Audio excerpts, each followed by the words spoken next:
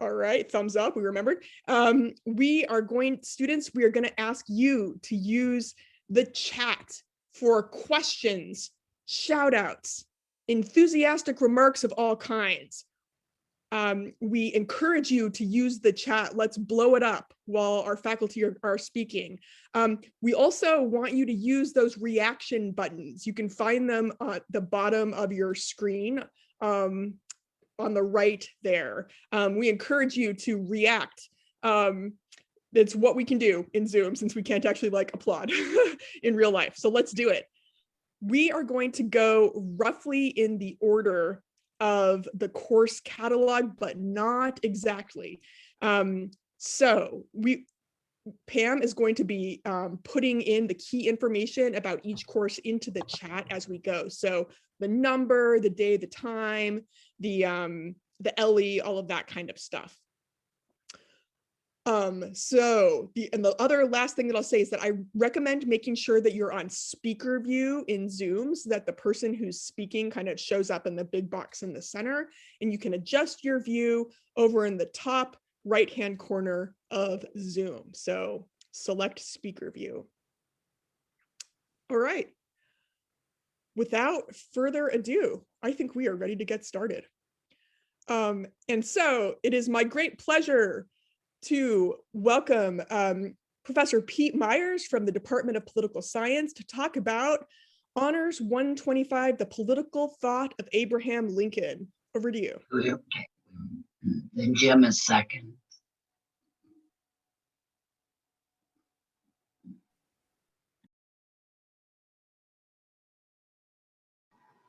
I gotta unmute myself. We ready to go now?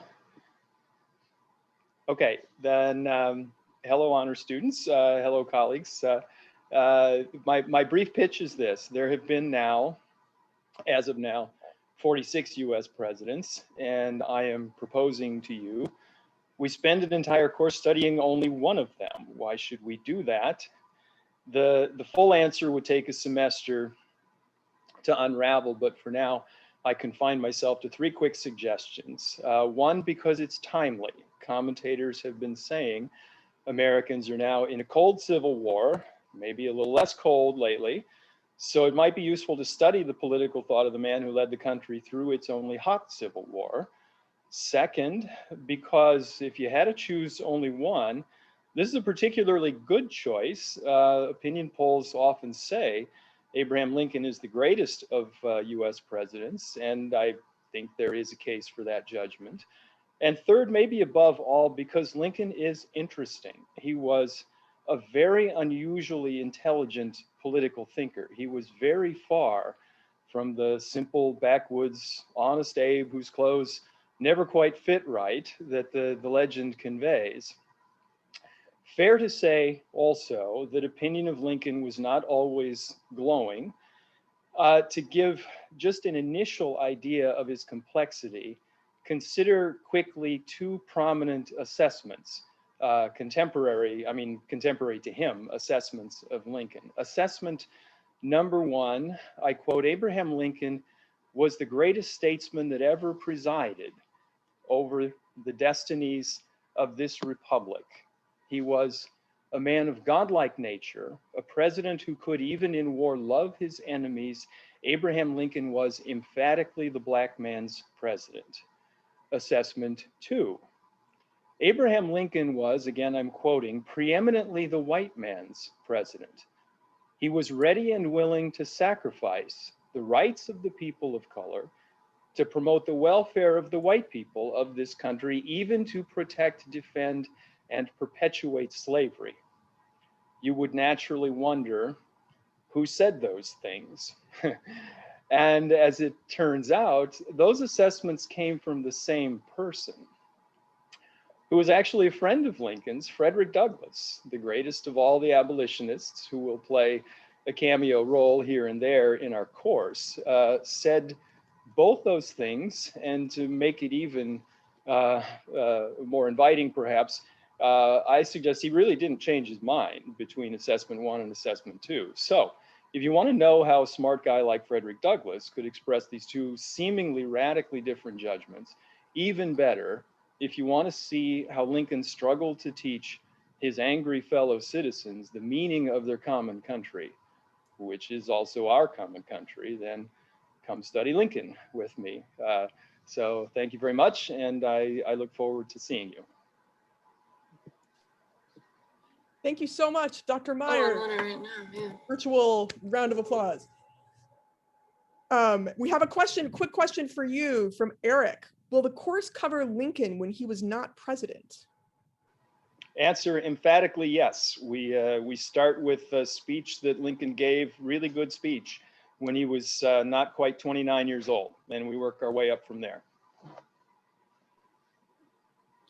Awesome, thank you. All right, we are going to next we're gonna sort of skip around in the course catalog just a little bit. And up next, we have Professor Jim Bolter from Environmental Public Health and Chemistry to talk about Honors 389, Taking the Measure of Sustainability. Hey, thanks for having me with you all today. It's a pleasure to be back here, wherever here is, of course, tonight, be part of this great event. Always have enjoyed working with honor students, and this is the fourth time that I will have taught this class with honors, taking the measure of sustainability. So what does it mean? You know, a lot of people look at the decade we've just entered, the 2020s, and they say that this is the decade that we really have to make a change. We have to change the way that the world is powered, the energy that we get in the way we go about our lives. That's a really daunting thing. And I think a lot of times when we think about climate change, when we think about sustainability, when we think about environmental hazards, environmental risks that we face, the challenges that we face in the coming several decades, it's really overwhelming, right? And so the more I've taught this topic, the more I've become comfortable with the fact that we need to spend a lot less time talking about the problems and a lot more time talking about the solutions. And so one way you can view solutions is to really understand what the targets are and what the changes you can make that are consistent with, compatible with the magnitude of the challenges. We need to be able to size up our solutions and figure out what's going to work and be effective. And then we need to monitor how we're doing and check our progress. So you may or may not know that the university has an explicit goal to be carbon neutral by 2050. We joined the city of Eau Claire and the state of Wisconsin in those goals. And increasingly, it looks like the current administration is setting a similar goal of carbon neutrality for the nation by 2050. Well, how would we know when we got there? How would we know how to get there? And the answer is you do things like you measure carbon footprints. So you can do that for an organization, maybe a city or a university or a state. But if we want to get a little more fine-grained here, we might say, well, how do I know the things that I buy, if those are sustainable or not, or if they are bad for the climate or good for the climate? And in the end, we can use quantitative measures, things like life cycle assessment that allow us to look at a variety of products and make judgments about what are maybe more sustainable and what are less sustainable. Or maybe we can look at a process and we can figure out, if we're in an industry, we might want to figure out what sorts of decisions we might make in a certain industrial process to improve our outcomes and make them more sustainable.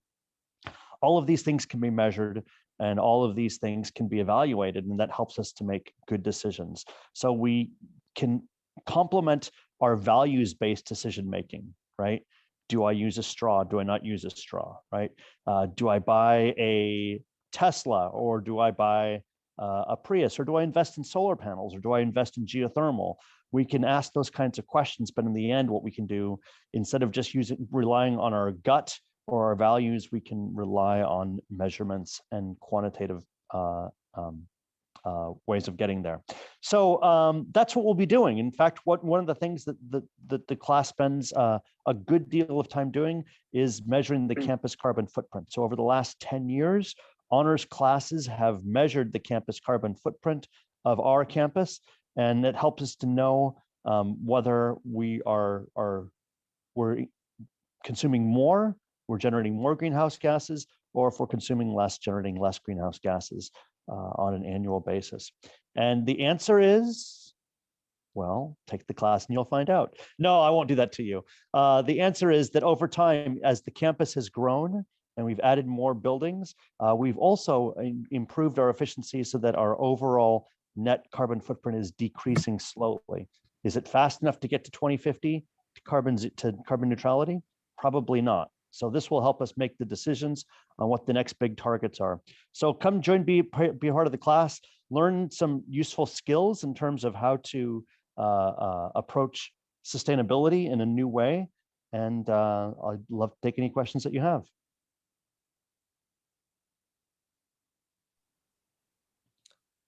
Thank you so much, Dr. Bolter. All right. So next up, we have a really exciting course taught by Jody Tessing-Ritter, who is the Executive Director of Diversity and Inclusion here at UWEC. It's Honors 129, Women of the Civil Rights Movement. Jody, I don't think, are you out there?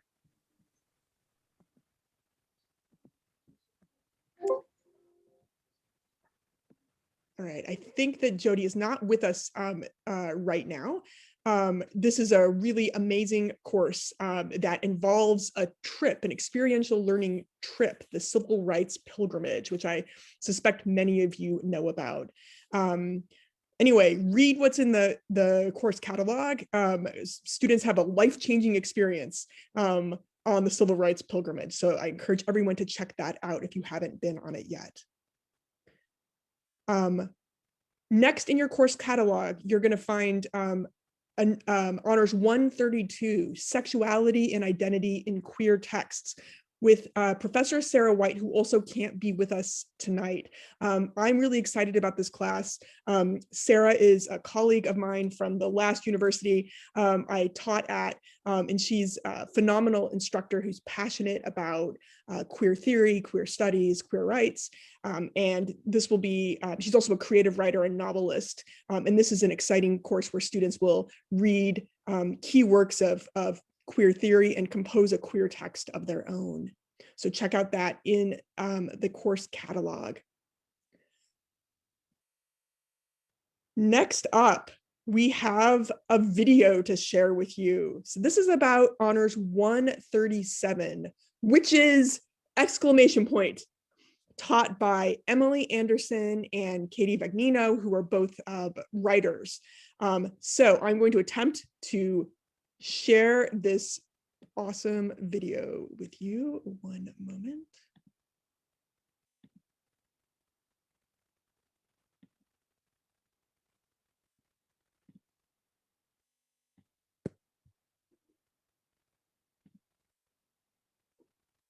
Hey, Emily, I'm so glad that I ran into you. I wanted to share a really big life development. I've decided to become a witch. Wow, what does that mean? Oh, well, you know, I mean, I'm going to wear a lot of black. I think I'm going to get like a pentagram tattoo. I'm probably going to start like casting some spells, you know, putting curses on people. You know, my cat isn't black, but I was thinking maybe I could get another cat, or maybe like a pet raven would be cool. So it's mostly like a style choice you're kind of thinking, like a lifestyle? Like all there is to it, right? Well, there's a little bit more. For instance, I'm just reading about the history of witchcraft from the 1300s to the 1900s in this book. And I'm actually teaching a class at UWBC about both the style around witches, or the way that we imagine them in media, and witchcraft itself as a way of mediating power in society that has a super ancient history and its own cultural roots and traditions. Well, that sounds super interesting. I actually think I'm teaching that class with you, and we're going to look at all kinds of things like historical accounts, but also like pop cultural representations. looking at kind of how the image of the witch and the identity of the witch has evolved, how they've been persecuted, but also kind of like fetishized. I think it's going to be pretty cool, and that, you know, if I were a UWEC honor student, I would definitely sign up. I agree. If I were an honors student, I would sign up as well. Broomsticks not required. Come and join us this fall.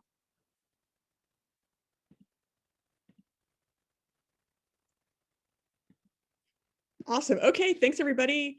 And we will move right along. Next up, I am thrilled to introduce a new course to honors. It's Honors 139, Cultural Diversity in the United States, taught by our own Professor Robert Bell from American Indian Studies. Okay, good evening, everyone. The ethnic cultural diversity and basically the ethnic history of the United States. Most people think that the cultural diversity of the United States are people who have a European background. They kind of tend to forget that there are a lot of other diverse cultures within the United States that have come in many different ways. There are Mexicans, there are, people of Chinese, they're Japanese, and Hmong. There are many different things, and all of these groups have had a lot of uphill things because the ethnicity tends in the United States. Americans tend to look at ethnicity a lot of ways as to how people are citizenship, who's eligible to be citizens. There's a lot of things about this. It is very, can be very complex. And as we've seen over the last 5 to 10 years, it causes a lot of problems. So there's a lot of diversity in the United States, but most people don't really recognize how much diversity there really is. So I hope to see many of you this fall. Oh, yeah. You do your thing. Thank you very much, Professor Bell. All right. Don't forget, I want to see those questions in the chat, please, everybody. If you got a question, send it over to the chat. Next up, I am excited to announce we're bringing back a course we haven't been able to offer the last couple of semesters. It is Honors 141, Midwest Perspectives, Filming in the Midwest, with Professor Sarah Winter, a filmmaker.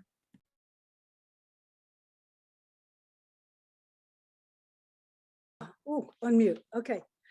Hello, everyone. I'm pleased to see everyone. And I have to say, my first thought is I want to take all these courses. They sound so great. I'm a filmmaker. A question of great importance to me, always in filmmaking. In fact, it's more accurate to say the central question for me is always how to convey to the viewer the experience of a space, how to film a space so that the audience experiences the qualities of that space. That is, and the qualities of the space are always a combination of the physical features and how people living there make use of that space, how the characters and the events take place in that space. Now, I'm reading this so I won't forget anything, but I can add to it. Although in many quarters of the filmmaking world, the Midwest is considered a generic quiet place to set a story, usually like some violent event that's in a quiet place. We know that this is a misunderstanding of our region. Our region is highly diverse geographically and home to diverse peoples with complex history, in which have been carved out a variety of intricate cultural spaces. So this is the question that guides our look at Midwestern films, filming the Midwest. How is the experience of a space conveyed? The films we study are films made from stories by Midwesterners, filmed in Midwestern locales of the story, and most are directed and produced by Midwesterners. In these films, the setting and a specific place where the events take place is integral. It's central to the story, be it farmers in North Dakota, a father and son from Michigan canoeing through Wisconsin to the Mississippi, miners in northern Minnesota, returning vets in Cincinnati. In all these instances, and all the films in the course, those are just like 4 examples, where it takes place and how the people live in that space is central to it. So we watch these films set in the Midwestern states and explore what they convey about the Midwest and how they do it, looking at such factors as how is the story put together for the film, i.e. like what's the narrative strategy, together with cinematic questions, sound effects, details of landscape, how is it filmed, the natural setting, how is that presented? Casting in some cases is extremely important. For example, well, some movies we watch are stories based on historical events or historical situations. And for those movies, we'll also consider how is a film adapted the historical situation to film. For example, a fictionalized account of events concerning farmers in North Dakota in 1915 and 1916 makes use of only 3 professional actors.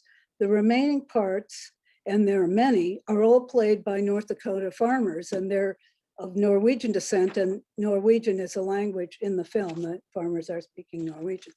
So that's okay, so that's just an example. And throughout, we assess the representation. What about Midwestern people and places does this film convey? We'll have 2, the course is online, but we'll have 2 synchronous meetings just because it's good to have Zoom-ish face-to-face conversation, and those will be adapted to all the student schedules.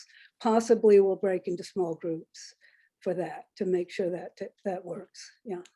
So yeah, how many different films? Well, we try to do, they're like 1 each week, approximately 1 each week, but no, maybe 12, 14, because at midterm we do like a special project.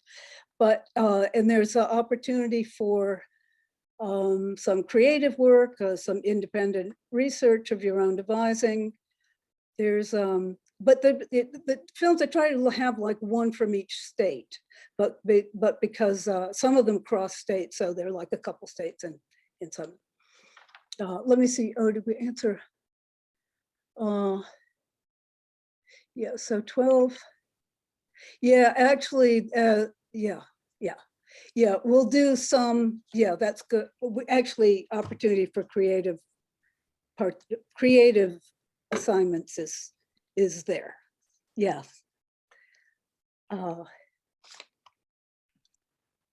Yeah, any other questions? So the TikTokers among our students should join your class. Oh, they're way ahead of everyone. Yeah. Yeah. Excellent. Yeah, absolutely. Yeah. Thank you very much. Well, thank you. Yeah.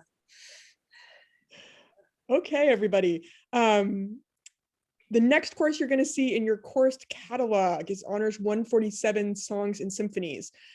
This is a favorite of our students that we've been offering for quite a while. The professor, Jacob Grew, is a musician, and as such, he is off making some music right now and could not join us, but check that course out.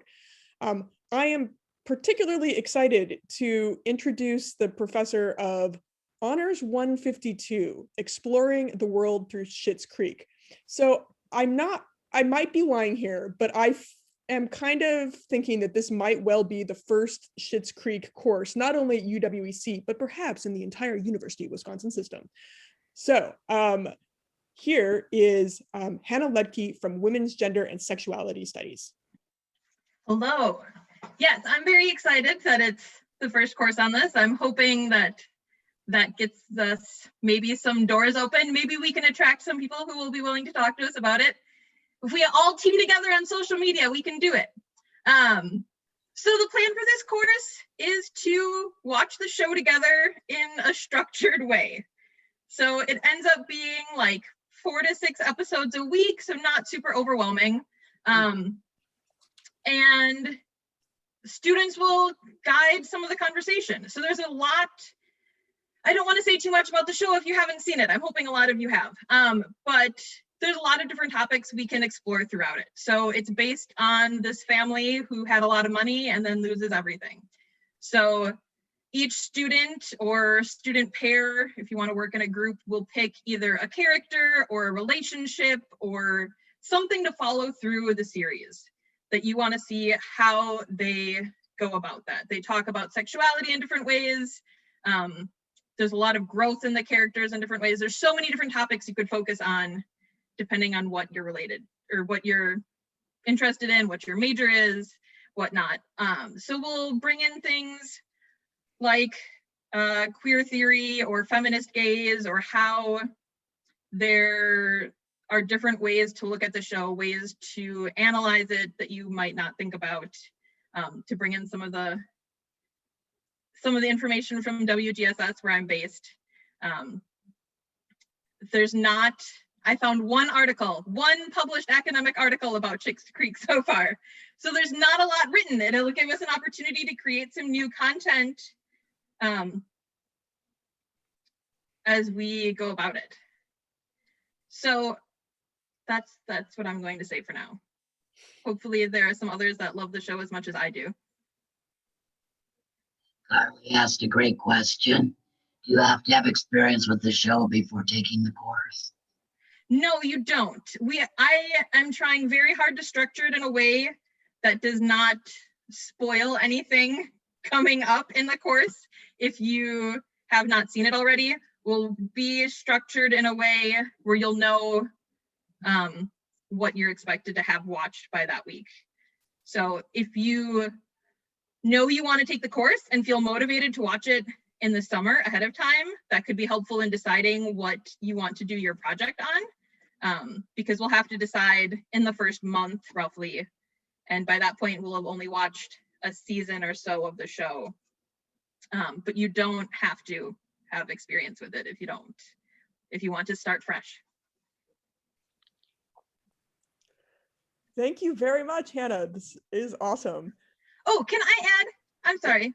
Go ahead. Just a little plug. I'm also teaching a summer course, if you haven't seen it, the Reproductive Justice course. So that'll be all online. Very excited to be able to do that one again and not be interrupted by the pandemic halfway through. So we will, if you're interested in that and want more information on it, let me know. And that is an honors course, an honors online course offered over the summer. Excellent. Thank you very much. So I'm envisioning some potential crossover with our next course, which is Honors 156, Blue Gold Podcasting. Perhaps we need a Schitt's Creek podcast. I'm pleased to introduce Professor Andrew Surowski from English. Hello. Hopefully everyone can hear me okay. Flash me if you can. So first of all, allow me to be selfish for a minute before I talk about my course. I wish that there would be one spot open in that course on Schitt's Creek, or one position open for that course on Schitt's Creek, because it sounds amazing and I want to take it. So that sounds awesome. You guys should sign up for that. That's terrific. So I'm going to try to stick to my notes here. I don't know how well that's going to go.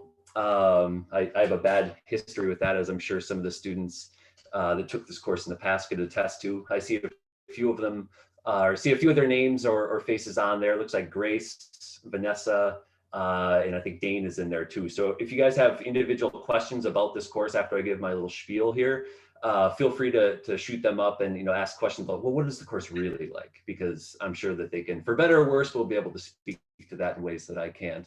But my name is Andrew Surowski. I teach in the English department. I am also the assistant director of the Writing Center on campus.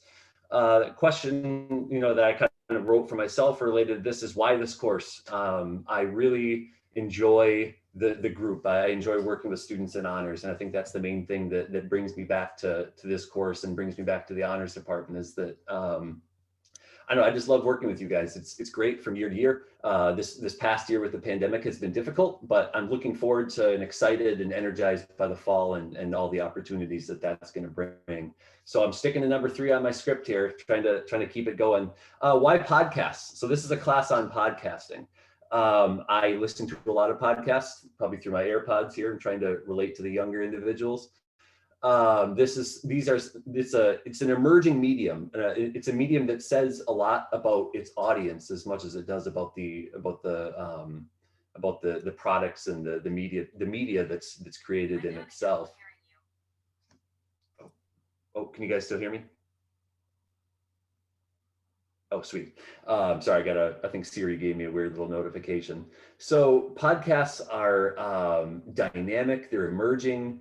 Everyone is making them these days. And one of the things that I find interesting, and the more when I talk with my students, that particularly the way that podcasts fit into our everyday lives and what that says about us as consumers. So we have a lot of great discussions regarding that. We learn a lot of new things. Oftentimes in the discussion for this class, students find out about new podcasts that have just come up that they didn't know existed. I always learn new things, which is great too. And I enjoy that so much. So you get a chance to kind of share passions that are out there. But the main thing that brings me back to this course is that I want us to be able to create something that it's not just enough just to talk about podcasts and share like our thoughts on what makes them work or what, doesn't make them work. But the main thing is that I want us to be able to create a text, to create a media text. So that's always been my kind of underlying factor with this. So actually we do create a podcast as a class. As a class, we decide what we want our course podcast to be about. We all kind of vote on it. We put our collective heads together, which will be easier since hopefully we'll not be in the same situation with COVID. We struggle, we come to this decision on what our class is going to be about. And then we break into groups midway through the semester. And then each group is tasked with creating, planning, and actually developing one episode within that theme. It's a lot of fun. You get to work with me along the way. We continue to listen to podcasts from others in the class. And again, I think that the community aspect of the course is something that brings me back to it. It's so fun. I would be absolutely open to addressing questions you guys have about it, as hopefully I'm sure some of the other students would. So with that, I can look for questions. And yes, Grace is also my role model. It's so funny that you say that. And yes, you will be making a podcast within the class. So you will be tasked. We would come up with what our podcast is about, like the theme or the topic of our course podcast, and then you would choose what is an episode that you would want to work on or what that you would want to develop within that theme. And then based on that, you'll be placed with others who also had that same thing in mind. It's a lot of fun. And yeah, hope to see you there. Well, we can't wait to hear about next fall's podcasts. Excellent. All right. So we're gonna have next up. I am thrilled to introduce Honors 171, Adulting 101, an online course that is one of our most popular. Here is Avonlea Hansen, who is an instructional designer here at UWEC. Hi, everyone. Thanks for the introduction, Heather. I am so glad to get to join you all tonight. I've been teaching Honors 171 for a few years now, I think, and I've always taught the course online. So it's originally designed to be online, hopefully to help with some busy schedules. I know this year's a little bit different with the pandemic, but hopefully it can help with some course planning too for some of you that have really jam-packed course schedules as well. So what I really like about this course is that it kind of brings two different segments together. So the part where the course is named after, the Adulting 101 part, is the part where the students in the class get to choose based on doing needs analysis and doing research themselves on the kinds of topics that themselves and their peers want to learn more about. So it might be a lot of the things that you don't normally get to learn about in many other college classes, like how do you get a loan to buy a house? What are some great cooking skills? What are, all sorts of things from what, how do you figure out health insurance when you have to get a job, after college, or you're off of a parent's health insurance, things like that. So we get to explore those topics, and the students themselves get to create learning modules to basically teach each other about these kind of more fun topics too. The other part of it then that kind of grounds all of this in is through the process of instructional design. And so what we do is we work through the ADDIE model for instructional design of being able to go through and do a needs analysis on what your target audience actually wants to learn more about. We look at writing learning outcomes, creating assessments, researching content, using subject matter experts to create these learning modules then in teams throughout the class as well.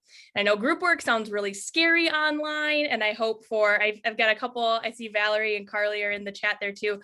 I hope I structure it in a way that I try to make it very not super scary to work with a group online. It's a lot of individual accountability, but the best part is that you get a group and peers that are able to give you feedback along the way. So you don't feel so isolated by yourself as you're working on something throughout the entire course. So I really I enjoy teaching it. Please feel free to add in the chat any questions you have too, and hopefully I'll see some of you in the fall then.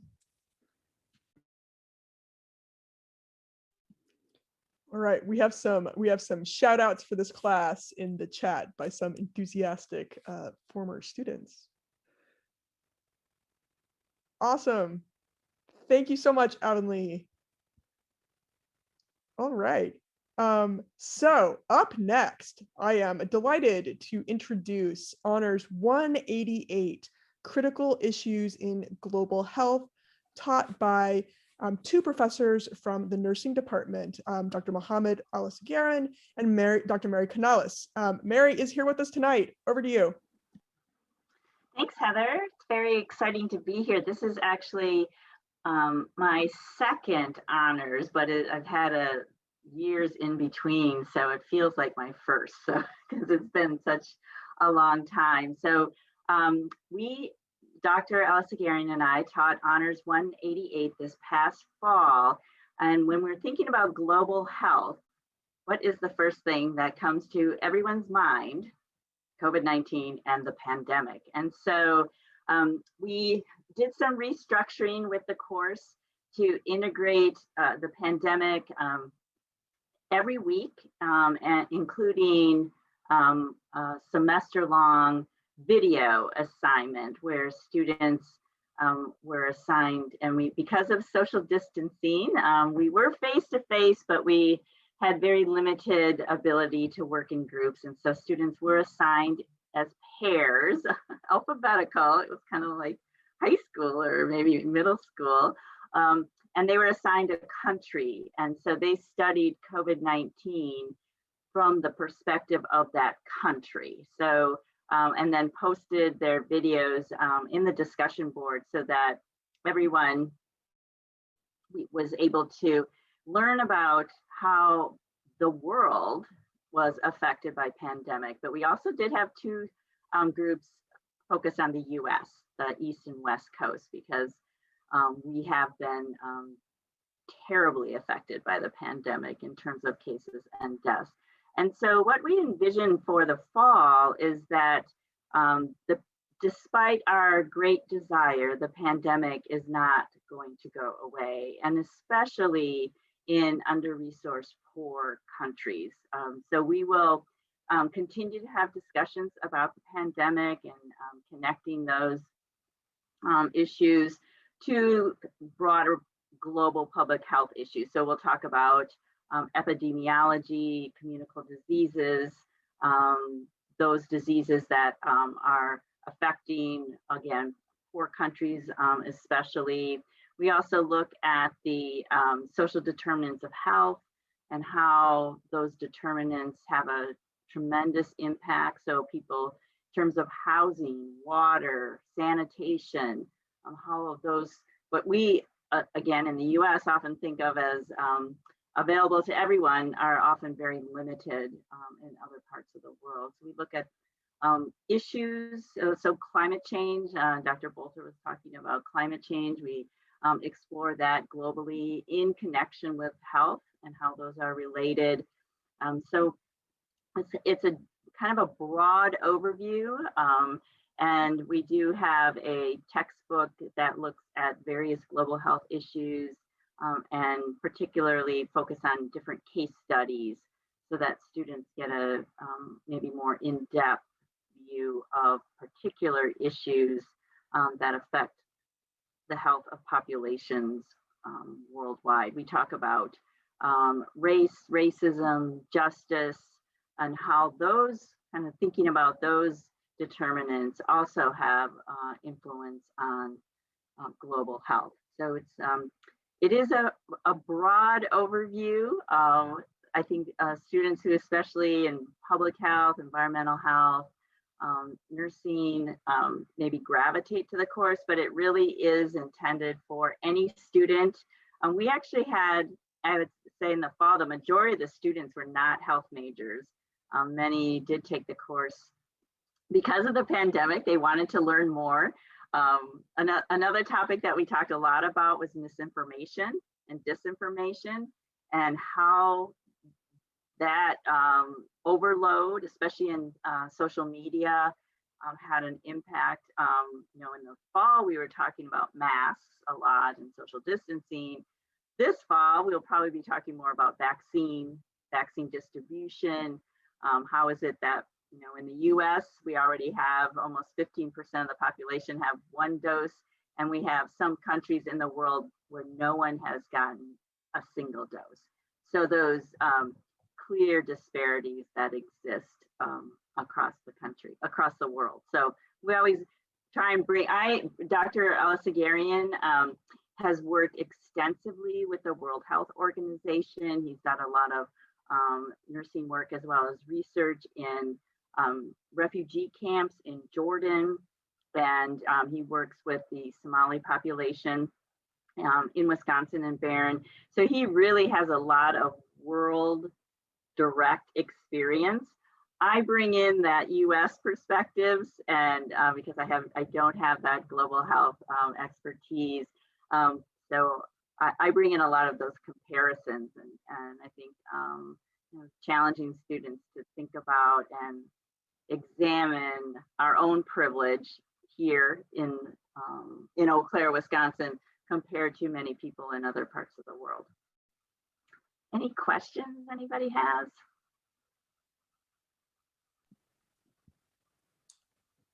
Okay. Hey, great. Well, thanks for the invite.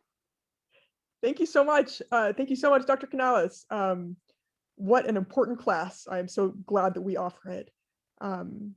And moving right along, I'm really excited to introduce Professor April Bleski-Reshik from Psychology to talk about her course Honors 324, Pop Psychology, the latest and greatest books on the science of human behavior. Hi, everybody. Yeah, I know that's a long title, but I wanted to be true to what I hope the course is. This will be my third time offering the course. I offered it this past fall, and I was super inspired because we actually had to do the entire course online, and it was still it's just a breath of fresh air for me how much the students and I learned together. So it was pretty awesome. But of course, in the fall we'll be in person, so hopefully it'll be even better. I run the course like a semester-long book club. We read 4 books together, about a book every 3 weeks, a book in 3 weeks. We meet 3 days a week. I'm always told that I should warn you that I quiz. I do a daily quiz, essentially, or a daily assignment, so people have to do their reading. Otherwise, the discussion and the interaction to follow just isn't as fun when everybody hasn't had to read. The 5th book is the book of choice. So I provide lots of options, and if one of the options really doesn't fit anybody's interest, then they come up with something new. When we did the course in person, we did small book clubs. So this was like 2 or 3 people who all wanted to read the same book. They had a little club together. And then if there was somebody who was reading a book and nobody else wanted to read it, then I was their book club partner because I always try to read more. So we have a couple dogs in the background. They're kind of crazy sometimes. So books that we have read, let me give you a taste for it. They are nonfiction. We have read books that involve cognitive biases, which are a huge portion of just education in psychology and understanding how the brain works. And a couple of the books that we have that get into cognitive biases are so awesome for demonstrating how you can design clever experiments to figure things out about people. So the joy of experimental design also comes through in the class, I think. We have read books on human nature. I am trained as an evolutionary psychologist and behavioral geneticist, so we do a lot with the evolutionary side, or I do a lot, and so I bring that a little bit into the course. We do some books, or we have read books that provide the intersection between science and social activism and social justice. And often that is a contentious debate, right? That's a tender line there. And so we do have to have some challenging discussions in class. And I think that's what good courses do, is they provide the opportunity for us to have those discussions in a respectful environment. We have read books that involve mental health and diagnosis issues in psychology, the pharmaceutical industry. A very popular book is one that we do on happiness. So there's a wide array. I have a hard time repeating books that I have used in the past, just because the first time you read something with students, it's the most exciting, but there will probably be a couple books from last time that I'll bring back. So if your fellow students have anything to say about the course, they'll be able to tell you a couple of their favorite books. So I think it's like Monday, Wednesday, Friday. Yeah, she got it on me. So thank you. Thank you so much, April. Excellent. All right. I am very excited to introduce our next course, which is Honors 328, Food Justice, Hunger, Health, and Human Rights from Seed to Plate. So this course is taught by Professor Brianna Rockler from Environmental Public Health. And Professor Rockler, welcome to UWEC. Thank you. I'm not quite there yet, but I will be soon. I am really looking forward to teaching this course. Food justice is basically the core to everything I do.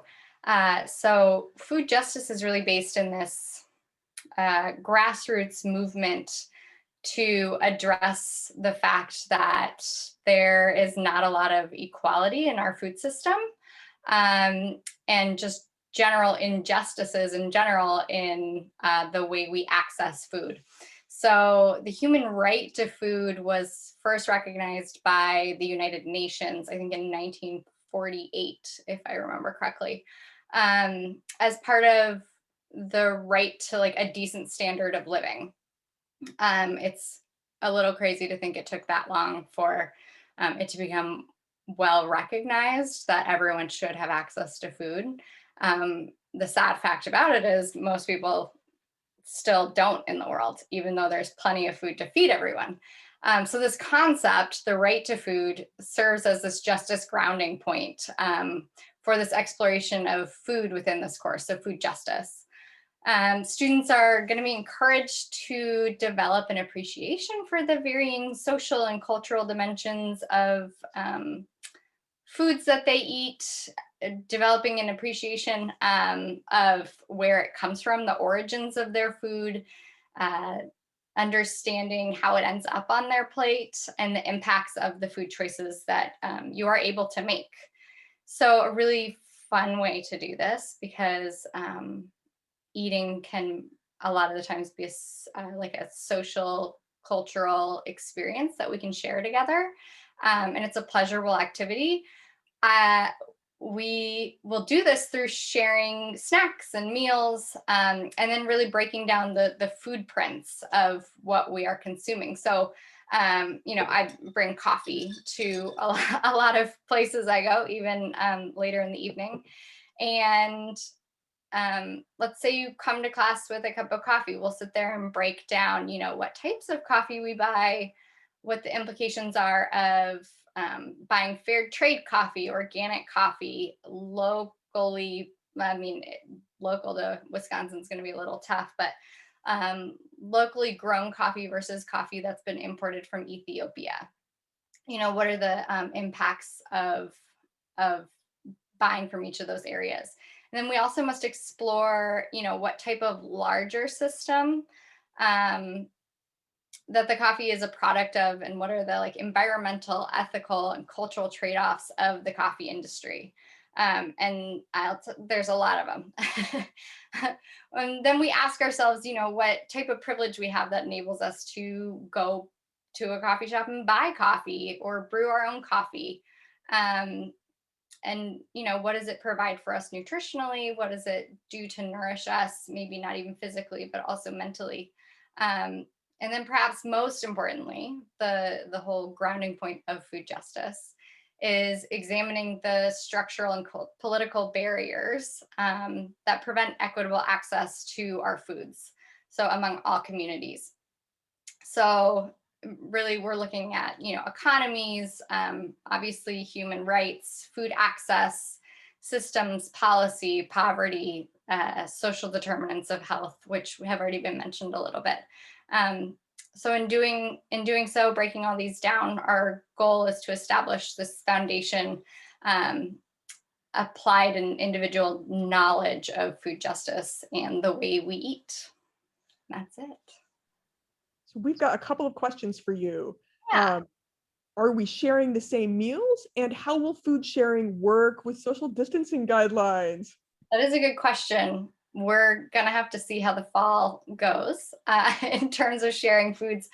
There are also a lot of issues, and people have different dietary requirements.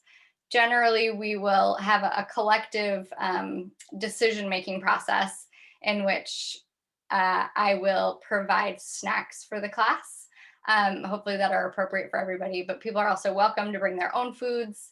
A final project will be kind of breaking down a meal of your own, and then also kind of diving into a local neighborhood or a local area that and exploring food access at that level as well.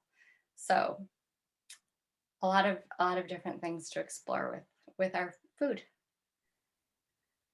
Thank you so much, Professor Rockler. We are excited to offer this course in the fall, and we're very glad to have you at UWEC. Yeah.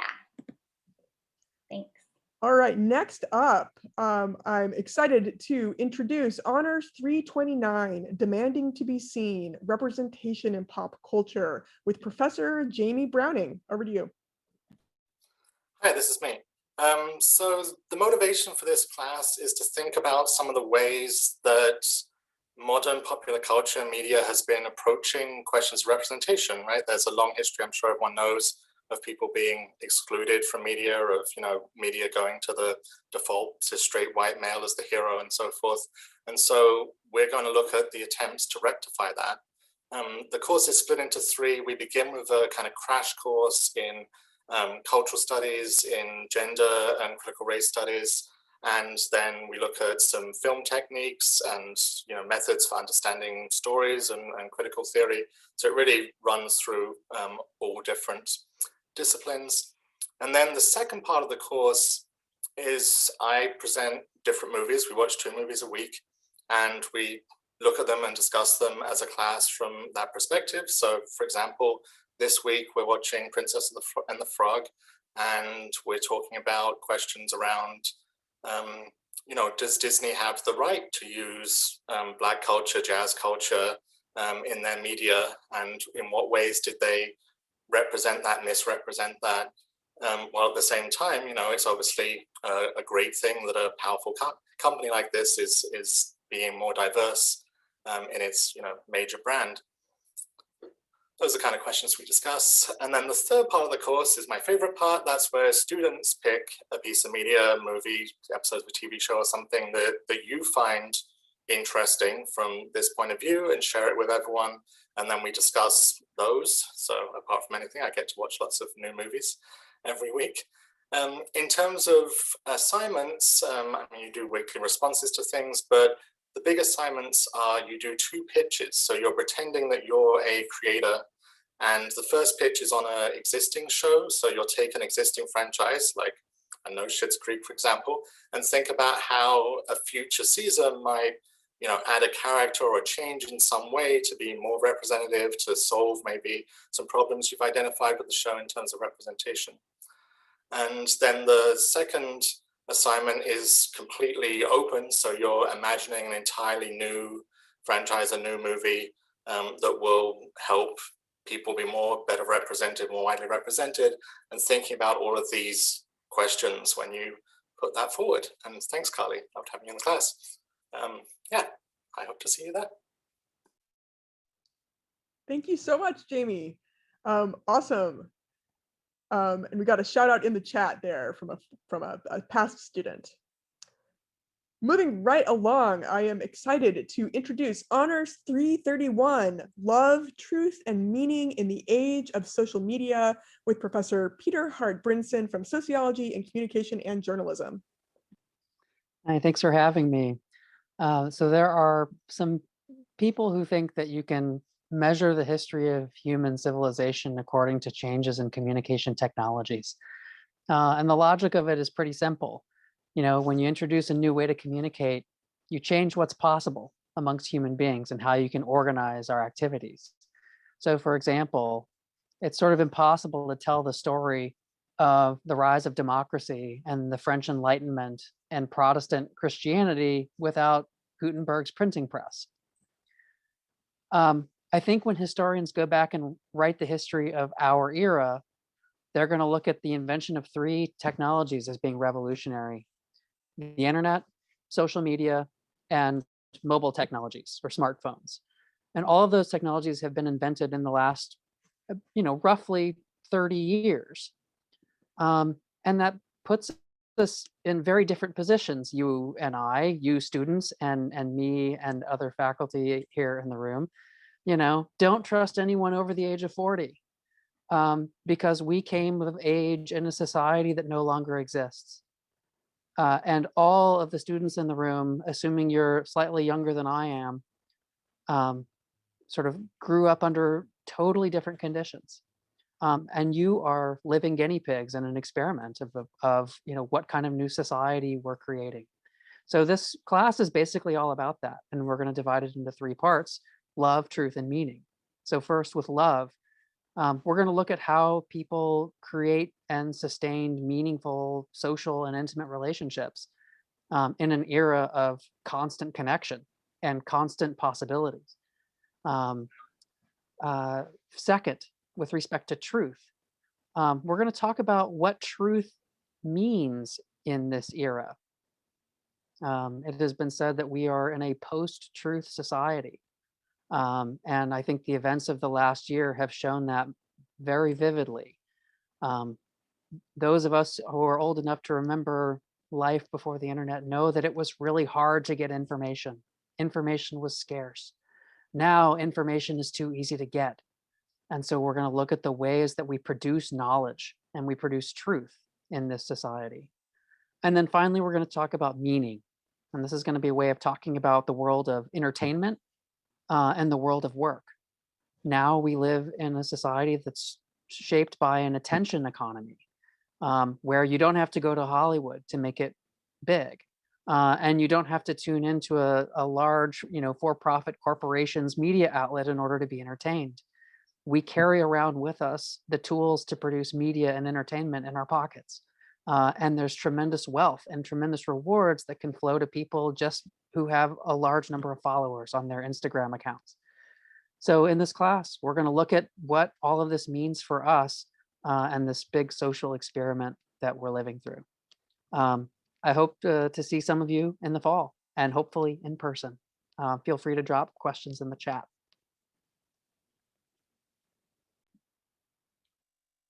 Thank you so much, Peter.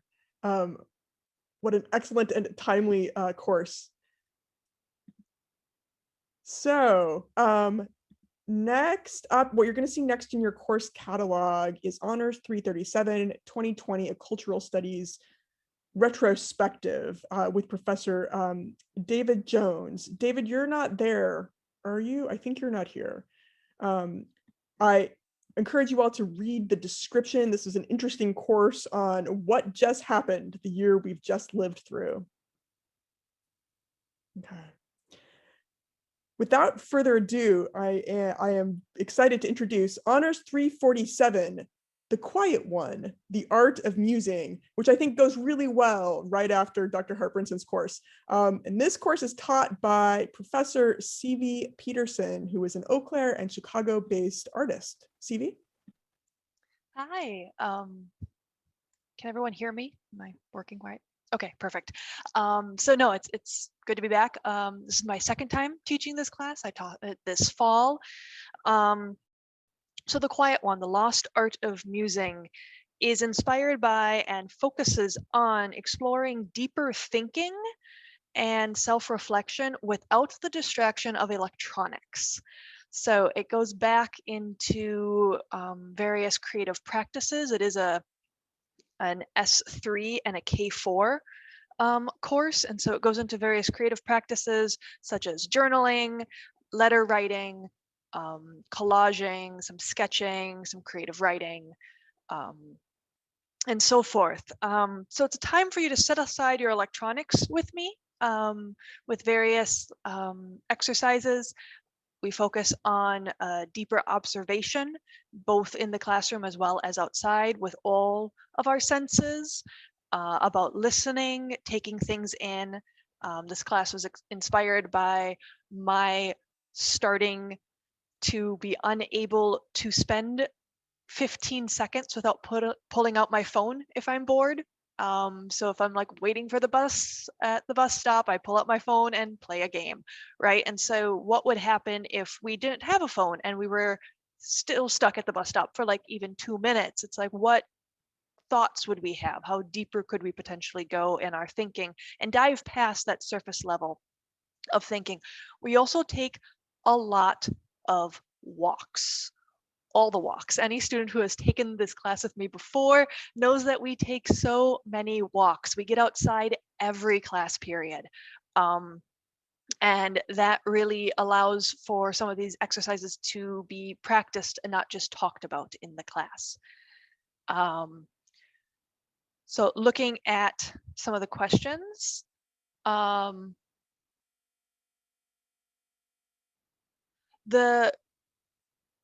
it's not quite based on the arts. It's more based on you finding your own creative outlet, whatever that can be, whether or not it's tying fly fishing lures, or if it's knitting, or if it's journaling, or if it's doing yoga, or if it's jogging. It's finding a way to like allow yourself to expand your mind without electronics. So not taking your phone with you. It's also about we also do a practice about like how to read a map. So if you ever get someplace where your GPS isn't working, right? So going back to some of these like lost arts in musing without electronics. For supplies for the class, good shoes, comfortable shoes. Don't wear, stilettos. Or bring a spare. And then the typical assignments, they really vary. It depends on the week.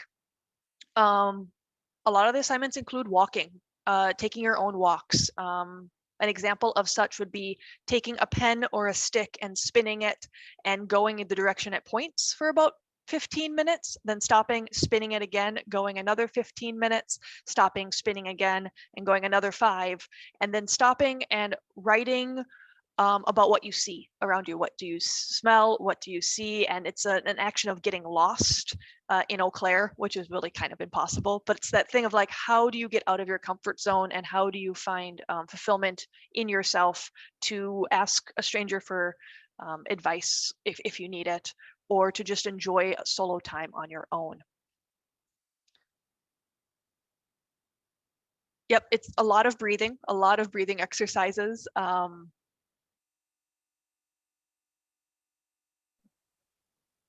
The walks take place when we're in class. They take place either we start at Haas, I actually have a quilt that I sit with, and I keep all of your backpacks like a mother hen, and you guys go and take a walk. And then the other one is Putman Trail. So once again, I set up my quilt, guard your backpacks, and off you go. So those are the two major places in class that we take walks. Otherwise, the assignments for the walks, they can be anywhere you wish to go, whether or not it's you taking a bus someplace, driving to another location, just walking in your own local neighborhood, discovering new things. So yeah, but yeah, it's a fun time, and the course seemed to be really successful last semester. Thank you so much, CV. Awesome. Okay.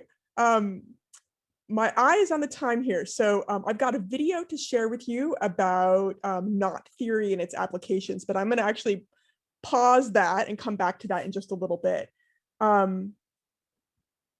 Next up in your course catalog, our last honors colloquium is Honors 392, Indigenous People, Botanical Beings, and Inequity, with Professor Wendy Genius from Languages.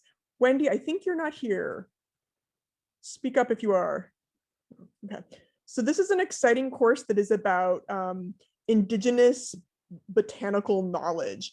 Professor Genius knows, she's an expert in this, and this is an exciting course that's studying Indigenous botanical knowledge and using Indigenous methods as well in the course. So check out that course description. And without further ado, we are moving on to honors sections of courses offered by other departments. And first up, we have Professor Cheryl Gilberstadt from Accounting 201, Honors Principles of Accounting 1. Cheryl, over to you. Thank you very much. My name is Cheryl Gilberstadt, and I teach the Principles of Accounting course. This is a hybrid class. We are going to look at the language of business. So we start with the language from the bottom up, and we're actually going to start the class with the end of the story. So if you think of accounting as a story, we'll start with the end. We're going to take a look at how do businesses communicate their results of operations. Then we're going to talk about the story. So what is it that's going on within a business that leads up to the end result? And we're going to do a lot of evaluation. We're going to take a look at what companies should be doing and what are they doing. And we're going to talk a lot about fraud during the semester. We're going to look at the fraud triangle. So within that triangle, we're going to think about what is it that creates a window of opportunity for fraud to happen? What is it that creates motivation for folks to engage in fraud? And then lastly, how do companies rationalize when they're breaking the US accounting rules? We're going to talk a lot about rules, and we're going to talk a lot about breaking those rules and see what happens when companies do break the rules. It's a lot of fun working, and we're going to learn that language together. So I encourage you to check out the course. Thank you so much. So I'm going to send you to the course catalog to look up the next bunch of courses, but we are very fortunate to have with us tonight Professor Chris Outson. Chris, I apologize if I'm mispronouncing your name, please correct me, who will be teaching an honors section of CJ 202. Chris, over to you.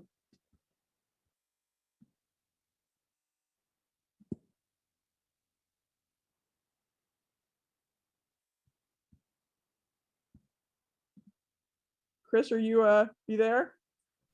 Okay. There you are. Hi, sorry about that. Hello, welcome everyone. My name is Chris Outson. I'm a new faculty member here at UWEC this year, and so I'm really excited to be able to be part of the honors program next year as an instructor for CJ 202. I want to tell you a little bit about where the focus of this course comes from. 202 is offered regularly in communication and journalism, but the focus of how I wanted to narrow this actually came out of my own experiences in undergraduate. I was a competitor in speech and debate activities at the University of Northern Iowa, and I actually now am here at UWEC serving as the director of our nationally known speech team. So when I was competing, I found that there were two things coming out of my competition years that I wasn't getting in some of my communication classes of public speakings. It was first an introduction to controversial and challenging topics, and second, a practice-based approach. Whereas when I was competing, the constant doing of speeches was giving me a lot more learning opportunity than sitting and listening to lecture. Additionally, I was exposed to so many different ideas and different viewpoints that, again, I wasn't necessarily getting in my usual in my regular classrooms. And I'm very grateful for that opportunity, but I recognize that not everybody has the opportunity to join speech and debate activities. And so the focus of this course, where I want to zoom in on issues of cultural diversity, where I want to zoom in on how we approach controversial topics and hostile audiences, which I think may be especially important in our increasingly polarized political climate, and generally being able to engage and listen to audiences and have an exchange, a conversation, a dialogue. That's the way that I want to focus this, coming out of a practice-driven approach that was honed by my experiences and now my profession in competitive speech and debate. So I'm very excited to be able to teach this course, and I hope to see a lot of you in CJ 202. Thank you so much, Chris. Next up, I am pleased to introduce Professor Eric Jamelski from Economics, who's teaching an honors section of Econ 103 Microeconomics. Okay, hello. I'm in, I think, right? Yeah. Okay, so this is basically a traditional principles of microeconomics class. This is usually a class that students will take as a freshman, and maybe some students don't take it at all. So what I'm thinking to myself is, I think everybody should take economics, because I have a saying, economics is hot, and that's kind of because it's intertwined in the lives that we live. So this class is special and unique and exciting for me to teach, because it allows me to teach my regular principles of microeconomics with building a toolkit that allows us to look at the world we live in through the economic lens, and then touch on some important policy-related issues that are timely, such as minimum wage or cigarette taxes or climate change. But I often find that I just do not have the time to truly engage students in these topics. And so what's special about this class is that it offers an extra hour of meeting time where we can plan some activities and discussions based on some readings, try to get them to be structured, and we can cover things like universal health care or prescription drugs, or our transportation networks and electricity grids, which might be timely now, and of course, COVID and the issue of vaccines or wearing masks, right? We can talk about water. We can talk a lot about social justice, because social justice is going to be woven into many of these topics. And so why is this class special? It's special because I think it gives many students a chance to see that economics really isn't this dry, boring subject, but it's really about the world we live in and connecting us to the choices that are made, sometimes by us and sometimes for us, right? And so becoming aware of those things and then thinking of them in policy contexts and trying to engage interested students in that kind of extra conversation about this, so that it just doesn't seem like a dry, boring economics class, is really what this course is about. It is currently planned in the landscape of the world we live in now to be in person in the fall, but who knows what comes in front of us. And so I can certainly create a plan if needed to have it be an online class with some synchronous components to it. I'm really hoping that it is in person. And I just love the opportunity to work with honor students. It's been a couple of years since I've taught this class. And if people have questions, they don't have to put them in the chat, they can, but you can contact me, send me an email, find me on the UWEC Economics webpage.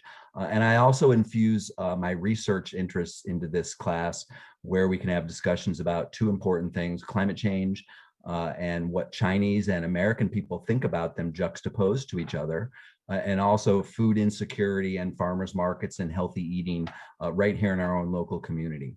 So that's what I have, and I would love the opportunity to both share about this class and to teach it coming up this fall. So thank you very much. Thank you, Professor Jamelski. Next up, I am delighted to introduce Professor Abra Brisbane from Math, who will be teaching an honors section of Math 246. Hello, everyone. I'm teaching an honors section of Math 246, Elementary Statistics, which is useful in a wide variety of majors and minors. It'll teach you how to collect and analyze data to answer questions from a wide variety of fields. So you may end up using it in other courses or in student faculty research or in your future jobs. In addition to that, I think it's a really fun course. The honors version of this course covers the same material as a regular section of Math 246. So you don't need to worry that it's going to be harder math. But the difference is that we focus a lot on group discussions with your honors classmates and on using computer simulations to get a visual understanding of statistical concepts. So I think that's really great for digging into the concepts and really understanding them rather than sort of keeping things on a superficial level of just computations. Thank you so much, Professor Brisbane. And next up, we have Philosophy 340. This course is called Knowledge and Reality. Professor Kristen Schopp from Philosophy, over to you. Thank you. Good evening.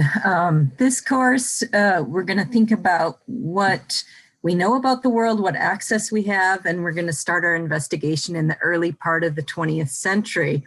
And in some ways, this is kind of that quintessential philosophy course where we get to ask questions that you hear people asking about in philosophy classes, as in, does the world exist? And can I know that it exists? And how do I know that it exists if I know this? And so this will give you the opportunity to join philosophy majors and minors and kind of explore some of the traditional philosophical approaches and arguments, but also a pragmatic philosophical approach. And we're going to move from that early part of the 20th century into the contemporary philosophy. And we've got three main books that we're going to look at, and all three of them have really nice ways of writing and are very accessible. So we'll supplement this with some additional articles, but in general, it's usually a course that requires a prereq, and that'll be waived for the honors students who wish to join us. Excellent. Thank you very much. All right. So I'm going to take you back. I'm going to scramble your minds just a little bit and move you back in the course catalog up to Honors 368, Knot Theory and Its Application with Professor Carolyn Otto. And I've got both Dr. Otto and a special guest for you here in a short video. Just here we go. Good evening, everyone. I'm Dr. Otto, and this is Huxley. And we are here to introduce you to Honors 368, Knot Theory and Its Applications. So this course will be running in the fall 2021, and we are going to cover why knots are used in different sciences and how we can take a mathematical subject that's pretty abstract and apply it to real world applications. So we are going to be talking about a variety of topics, some that we've run in courses before and some that are going to be new this fall. So we're going to talk about how we see knots in everyday life, from just walking outside to art, to physics, to other areas of math, to chemistry and to biology. So we'll talk about chirality of molecules. We're going to talk about DNA supercoiling. We're also going to talk about DNA recombination events, how we use knots to model that. And new this fall, we are going to talk about protein folding and what knots can arise from that, and look at active research in the area by me and other undergrads at UWEC in that area as well. So I hope you consider joining us. And And I look forward to seeing people in person in the fall, hopefully. Have a good night.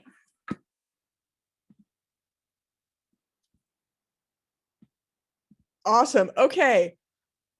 Got two last courses to tell you about, and these two courses are for juniors and seniors. If you are a junior or a senior, you might be interested in serving as an honors mentor or an honors tutor. Honors mentors work with me and lead sections of Honors 100. Honors tutors might work with any of these faculty you've met tonight to help teach a section of an honors course. These are phenomenal opportunities to learn about teaching. There's no better way to develop confidence than to serve as a teacher. Your communication and collaboration skills will be off the chart. These are amazing experiences to talk about in job interviews and applications. Both of these courses will also be 30 hours of service learning, and they both also reduce the number of credit hours you need to graduate with university honors from 24 to 21. They're pretty exciting opportunities. If you have any questions about either of those, please come talk to me or to Pam. Will both be experiences you won't soon forget. And with that, everyone, we are less than 10 minutes over time, which I'm going to call a great success. I'm going to thank you very much for joining us for our first and hopefully last Zoom course preview. I very much hope we'll be able to do this in person with pizza in the fall. Don't go away yet, students. I'm going to turn it over to Pam Golden, who's going to close us out with some important information that you don't want to miss. Pam, over to you. I'll make it quick.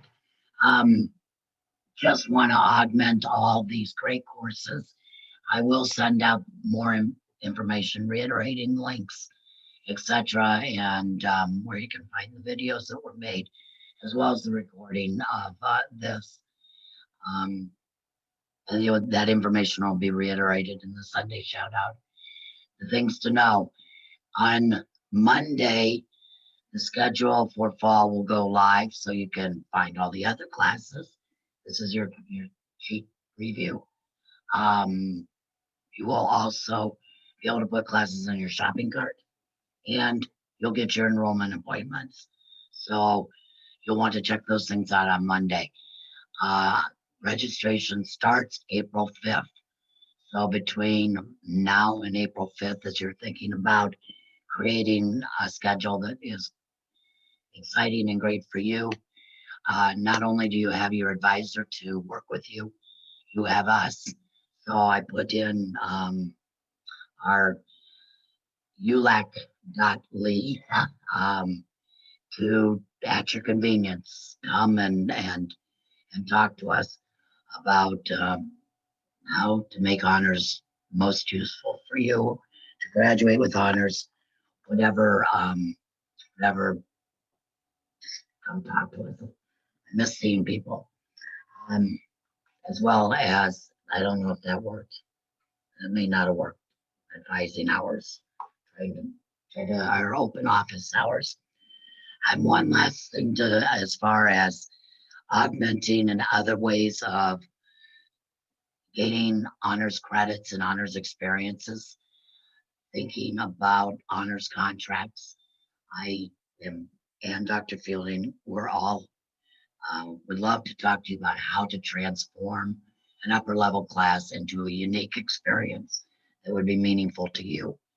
And that experience can then become an honors course and credits towards graduation with university honors, as well as other ways that we might be able to integrate what's most important to you and how we can make that an honors experience. So, thank you so much for being here, and yay, fall!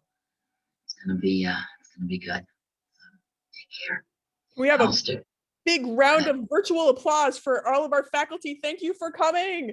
Thank you, students, for coming. It was great to see you all. Thank you to everyone. It was great, and I'll stick around in case there's questions.